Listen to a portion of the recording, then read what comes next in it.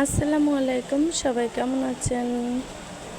শুভ সকাল, বেলা 11টা বাজে।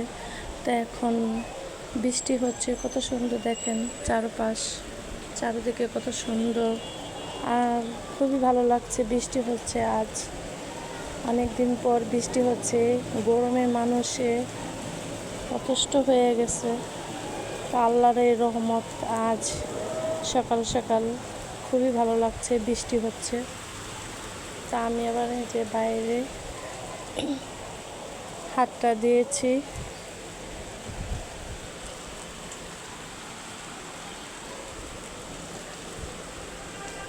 নিচের মানুষ সব দোকানের ইয়েতে দাঁড়ায় আছে যাতে বৃষ্টিতে না ভিজে।